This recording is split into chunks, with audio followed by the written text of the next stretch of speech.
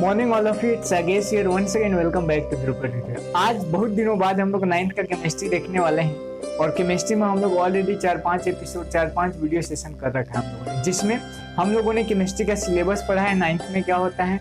फिर उसके बाद हम लोगों ने पहला लेसन मैटर अराउंड 10 मतलब हमारे आसपास के पदार्थों के बारे में हम लोगों ने पढ़ा था। उसी प्रकार पदार्थ की भौतिक अवस्थाओं के बारे में, जैसे ठोस, द्रव, गैस, ये क्या है, इनके बारे में पढ़ा था। और हम लोग डिस्कस कर रहे थे ठोस, द्रव और गैस कि कुछ जो कॉमन प्रॉपर्टीज होते हैं उसको हम लोगों ने ऑलरेडी डिस्कस कर रखा था। बट आज के वीडियो सेशन में कुछ ऐसे होते हैं जो सब में नहीं पाए जाते हैं। कुछ different type of properties solid, liquid and gases के बारे में हम लोग आज अध्ययन करने वाले हैं। आप लोग यदि चैनल पे नए हैं तो आप वीडियो पहले तो चैनल को सब्सक्राइब कर दें, बिकॉज आपके जितने भी वीडियोज मैं अपलोड करूँ उसका नोटिफिकेशन आपको मिलता रहे। और हर रोज हम लोग सुबह 8 बजे 9th के बच्चों का शेड्यूल करते हैं और शाम को 8 बजे 10th के बच्चों का मिलता है। ठीक, आज किसी रीजन से जैसे रात को 10th का वीडियो जो अपलोड नहीं हो पाया था, तो आज 10 बजे 10th का भी वीडियो अपलोड होगा। तो 10 बजे वाले बच्चे जो करेंगे, आप 9th वाले हो तो आप लोग का रूटीन फिक्स है। मंडे और ट्यूसडे हफ्ते में 2 दिन ऐसे दिन होंगे जिन 2 दिनों में हम लोग पढ़ेंगे केमिस्ट्री के बारे में, और बाकी जो 5 दिन बचे उन 5 दिन हम लोग मैथमेटिक्स को करने वाले हैं। डन। तो आज की वीडियो को शुरू करते हैं। हम यहीं पे देखते हैं, एक बहुत महत्वपूर्ण टॉपिक आता है डिफ्यूजन के बारे में। डिफ्यूजन क्या होता है?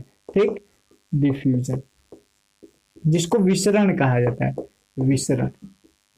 विसरण होता क्या है? तो जब किसी पदार्थ का कण दूसरे कण में आकर के मिल जाएगा। मान लेते हैं हम क्या है, ये 2 पदार्थ हैं, इसका कण इसमें आकर के मिल जाए, मतलब कोई ऐसी प्रक्रिया, जैसे आप सिंपली एग्जांपल लो चौक का।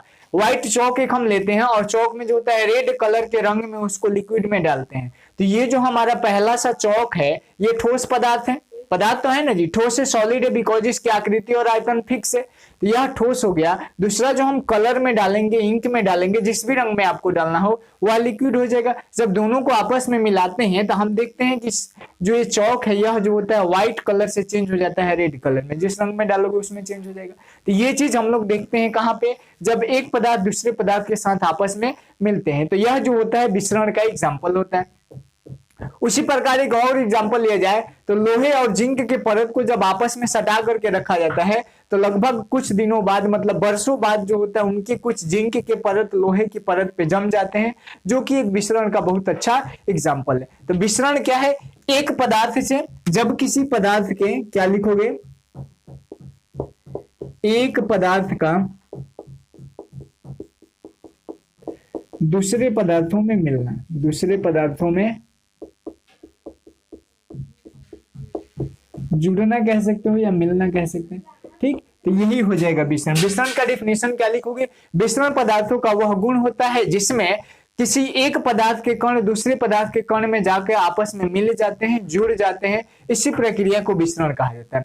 अब ये द्रव में भी विसरण की प्रक्रिया होता है। जैसे हम लोग कोल्ड ड्रिंक्स का बोतल जो होता है या फ्रिज से पानी को ठंडा करके निकालते हैं, तो पानी के बोतल के ऊपर छोटी छोटी पानी की बूंदें लग जाती है, वो विसरण के द्वारा ही होती है। जल की बूंदें जो होती है पानी की सतह को, बोतल के सतह को पार करके बाहर आ जाती है, और जो क्या कहते हैं विसरण का एग्जांपल होता है।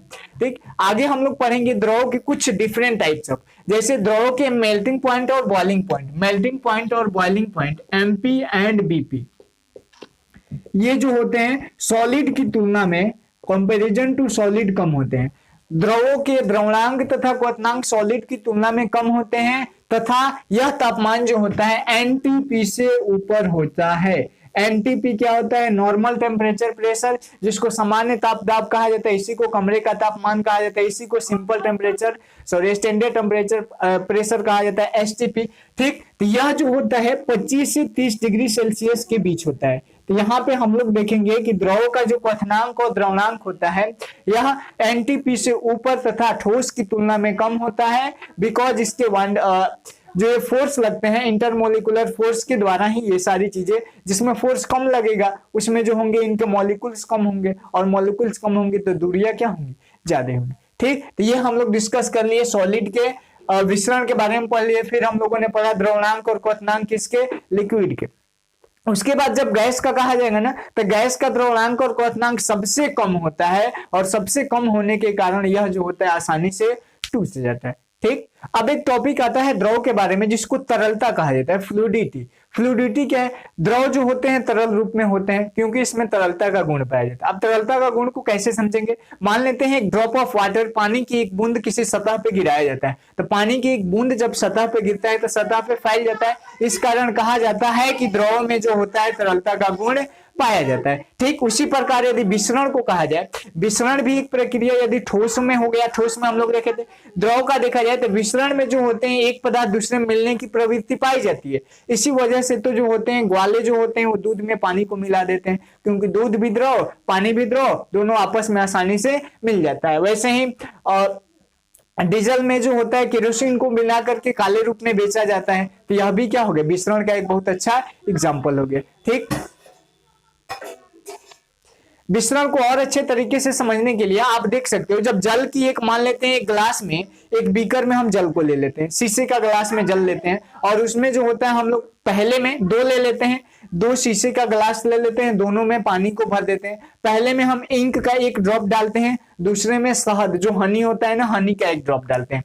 दोनों में हम सिमिलरिटी देखते हैं तो इंक का ड्रॉप जो है वो जल्दी से घुलता है, मतलब आसानी से मिल जाता है, जबकि यहाँ पे शहद का हनी का जो ड्रॉप है वो आसानी से नहीं घुलता है। इसका मतलब ये हुआ आसानी से नहीं घुलता मतलब टाइम लेता है, किसकी तुलना में, comparison to the ink, ink की तुलना में। तो यहाँ पे कहेंगे कि पहले वाले बीकर में जिसमें हम लोगों ने इंक को डाला था, इंक का जो होता है विसरण का गुण ज्यादा है किसकी तुलना में, शहद की तुलना में।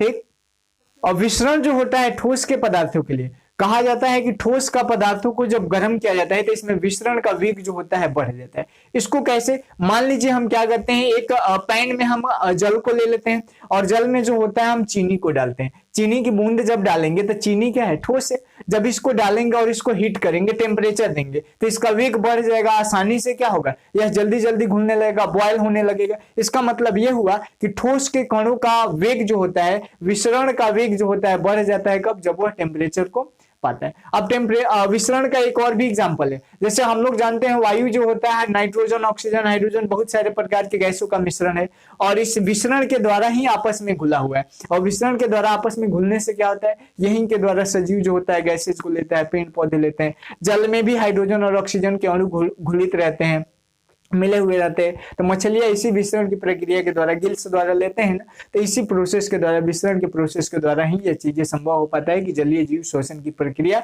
जल के अंदर करते हैं, जबकि नॉर्मल मनुष्य जो होते हैं, जो पृथ्वी के सरफेस के ऊपर होते हैं, वे जो होते हैं वायुमंडल में विसरण के द्वारा घुले हुए सभी गैसों को अपनी ओर अवशोषित करते हैं और अपने श्वसन की प्रक्रिया को पूर्ण करते हैं। अब एक टॉपिक आता है द्रव का जमना, freezing of liquid. Freezing of liquid क्या होता है, तो जब कोई द्रव पदार्थ जो होता है उसको एक ऐसे टेम्परेचर पे ठंडा किया जाता है कि वह डायरेक्ट लिक्विड स्टेट से सॉलिड स्टेट में चेंज हो जाता है, इसी को द्रव का जमना कहा जाता है। एग्जांपल के लिए आप लोग बहुत पहले ही पढ़ चुके होंगे कि जल जो होता है वाटर 0 डिग्री सेल्सियस है, इसी को जब टेम्परेचर को केल्विन में कन्वर्ट करेंगे तो 273 केल्विन पे जब इसको गर्म किया जाता है, गर्म करें ठंडा किया जाता है, तो यह जो होता है आइस में चेंज हो जाता है। किस में चेंज हो जाता है, आइस में चेंज हो जाता है। और आइस में चेंज होने की वजह से ये जो वाटर लिक्विड स्टेट में पाया जाता था अब किस में आ जाता है, सॉलिड स्टेट में। तो यही प्रोसेस जो होता है क्या कहलाता है, द्रव का जमना। तो जब कोई द्रव पदार्थ टेम्परेचर को प्राप्त करके सॉलिड स्टेट में ठोस अवस्था में बदल जाए तो यही प्रक्रिया जो होता है द्रव का जमना कहा जाता है। फ्रीजिंग ऑफ वाटर, वाटर कह रहे हैं लिक्विड। ठीक, तो ये चीज आप कंफर्म रख लोगे।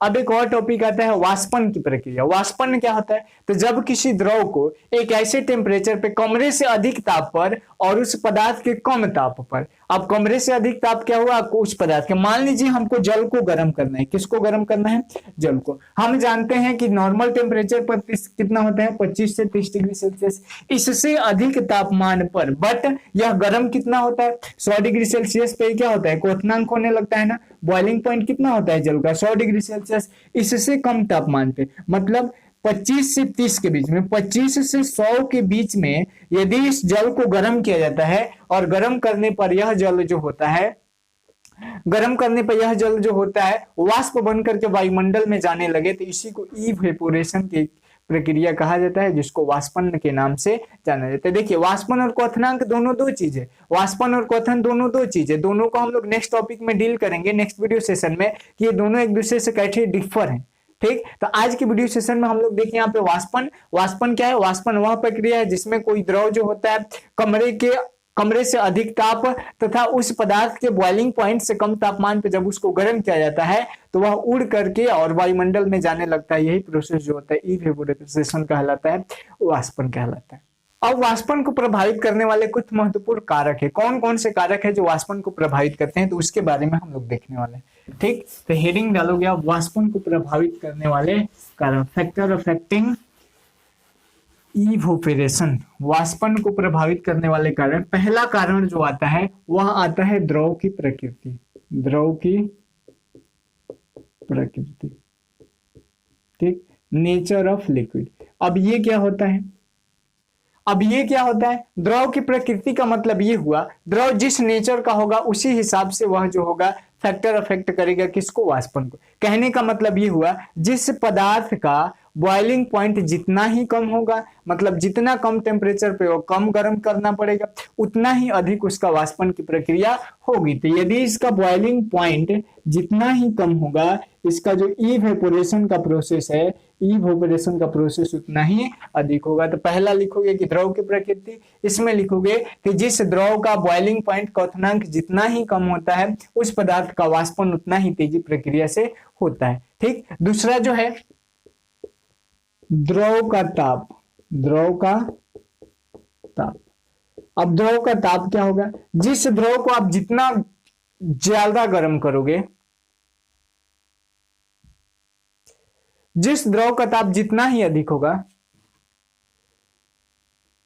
जिस द्रव का तापमान जितना ही अधिक होगा, उसमें वाष्पन की प्रक्रिया उतना ही होगी। कहने का मतलब ये हुआ, मान लीजिए हम किसी पैन में जल को गर्म करें, जितना ही उसके टेम्परेचर को बढ़ाएंगे, उसके आग को बढ़ाएंगे, फ्लेम को बढ़ाएंगे, उतना ही जल्दी जल्दी वाष्पन की प्रक्रिया होगी। तो दूसरा हो गया द्रव का ताप। तीसरा, अच्छा ये भी तो बताया था ना मैं द्रव का ताप में कि द्रव के कण जो होते हैं गर्म करने पर इसमें वेग जो होता है, औसत वेग बढ़ जाता है, इसीलिए ये जो होते हैं इसमें वाष्पन की प्रक्रिया तेजी से होती है। तो आप ये बोलोगे कि द्रव का ताप जो होता है फैक्टर अफेक्ट करता है वाष्पन को, बिकॉज वाष्पन की प्रक्रिया, द्रव को जब गर्म किया जाता है तो इनके कणों का औसत वेग जो होता है वह बढ़ जाता है। तीसरा, द्रव का पृष्ठीय क्षेत्रफल। द्रव का पृष्ठीय क्षेत्रफल, पृष्ठीय क्षेत्रफल। द्रव का पृष्ठीय क्षेत्रफल का मतलब क्या हुआ? किसी द्रव का पृष्ठीय क्षेत्रफल जितना ही अधिक होगा, उसमें वाष्पन की प्रक्रिया जो होगी उतना ही अधिक होगी। क्यों ऐसा होगा? मान लीजिए ये कितना बड़ा पैन है और ये कितना बड़ा पैन है, दोनों में हम समान जल को डालेंगे, लेकिन ये थोड़ा सा सिलेंड्रिकल है। इसमें मान लीजिए 1 लीटर जल को डाले, इसमें भी 1 लीटर जल को, इसमें भी सेम टेम्परेचर दिए, इसमें भी सेम टेम्परेचर दिए। तो यहाँ पे हम देखेंगे कि जिसका क्षेत्रफल ज्यादा है ना, इसमें वाष्पन की प्रक्रिया जल्दी होगी।